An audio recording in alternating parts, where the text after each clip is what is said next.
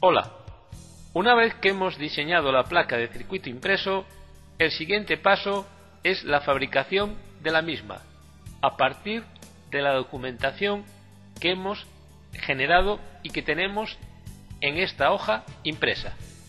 Pero primero veamos las herramientas que vamos a necesitar. La primera herramienta son unas tijeras.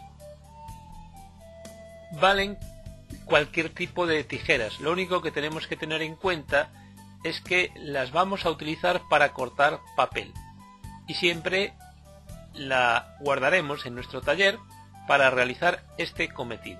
Con dichas tijeras cortaremos solamente la cara de pistas de la hoja impresa, pero tenemos que cortarlo de una forma que dejemos unas pestañas para sujetar dicha hoja a la placa de circuito impreso. Tenemos que hacerlo tal y como lo vemos aquí. Hemos recortado de la hoja impresa la cara de pistas y hemos dejado estas pestañas que nos van a servir con posterioridad para sujetar esta hoja en la placa de circuito impreso de la cara del cobre. La siguiente herramienta que vamos a necesitar es una sierra. En el mercado existen diferentes tipos de sierra. Tiene que ser una sierra de mano y si puede ser de tipo hilo, las que utilizan los maquetistas para cortar la madera. También se puede utilizar una sierra metálica de este tipo, pero que tenga lo que sería el grosor de la hoja inferior a los 4 milímetros. Antes de utilizar la sierra tendremos que ir a un comercio de electrónica y comprar una placa de circuito impreso. Las hay de diferentes medidas, de 10×10, 10×20, 50×20, etc. El tipo de placa que hay que comprar es la que no es fotosensible y de una sola cara. ¿Cómo utilizamos la sierra con esta PCB? Tenemos que partir de la cara de pistas que hemos imprimido con anterioridad y fijarnos en estas medidas: 69,42 milímetros de ancho por 44,70 milímetros. Bien, una vez que tenemos esas medidas, tendremos que coger una regla y un lápiz.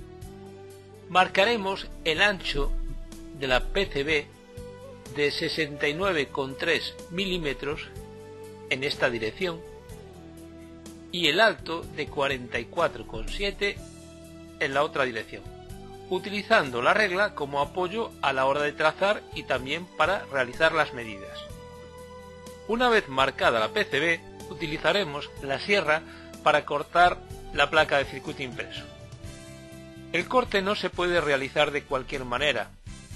Nos vamos a fijar que para cortar hay que hacerlo siempre por la parte exterior a las marcas que hemos realizado con el lápiz sobre dicha PCB. Aquí puede verse que el ancho tiene que ser de 44,5 milímetros y puede verse que la hoja está cortando fuera de ese rectángulo. Si no tenemos esto en cuenta y cortamos hacia el interior o hacia el medio, lo que va a suceder es que la placa de circuito impreso va a ser más pequeña de lo que tiene que ser en la realidad y entonces no podremos fabricarla. La siguiente herramienta que vamos a utilizar es un punzón. Tendremos que coger la hoja de la cara de pistas que habíamos recortado y colocarla sobre la placa de circuito impreso que acabamos de cortar. Es sumamente importante el colocar la placa de circuito impreso de la cara del cobre. Aquí arriba ya tenemos la hoja donde se muestra la cara de pistas y el punzón. Ahora lo que tenemos que hacer es poner esta hoja justamente encima de la cara de cobre y doblar estas pestañas. Pero también otra de las opciones que tenemos es recortar totalmente esta hoja por la línea que tenemos aquí marcada y pegarla directamente con un poco de fiso en la cara del cobre, como podemos ver aquí.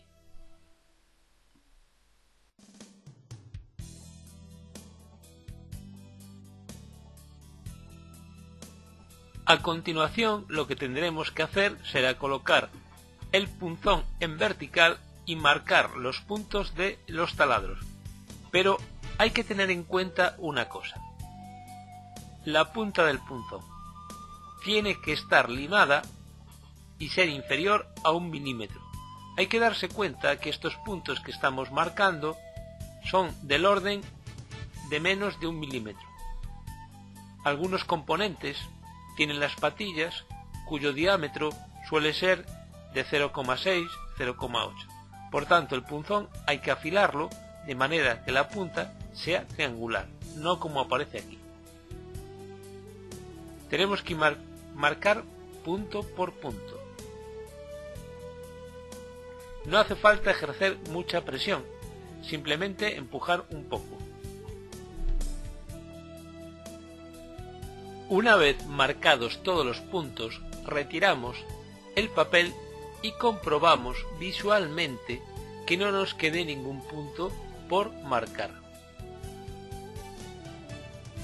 Yo lo que suelo hacer y aconsejar es coger una hoja de papel y ponerla en vertical e irla desplazando hacia la derecha, de manera que voy comprobando que no me falta ningún punto.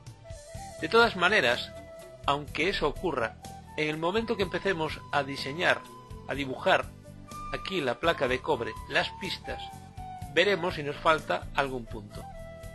Ahora lo que tenemos que hacer, el siguiente paso, es limpiar la suciedad que se puede ver aquí sobre esta superficie de cobre. Para hacerlo se utiliza los típicos limpiadores que se utilizan para limpiar los objetos metálicos. Si se va a una droguería, lo que hay que pedir es un producto abrillantador del cobre. Con un pequeño paño se echa ese abrillantador y se empieza a limpiar toda la superficie. El objetivo de todo esto es que para poder dibujar sobre el cobre tiene que estar limpio, si no la grasa de los dedos no va a permitir que las pistas se dibujen correctamente. Una vez limpia la placa de circuito impreso, tendremos que apoyarnos en este dibujo de aquí arriba para dibujar aquí abajo las pistas. Hay que fijarse que este va a ser el conector de salida, donde se van a conectar los diodos LED, que corresponderían con estos dos puntos. Necesitamos un rotulador especial, cuya tinta no se borre cuando metamos la placa de circuito impreso en el ácido. Este tipo de rotuladores también se pueden conseguir en las tiendas de electrónica o se pueden pedir a través de internet. Una de las páginas web a la cual podemos acudir para pedir todo este tipo de materiales es la casa RS Amidata. En el siguiente tutorial veremos cómo dibujar estas pistas en la placa de cobre con la ayuda de este tipo de rotuladores. Un saludo.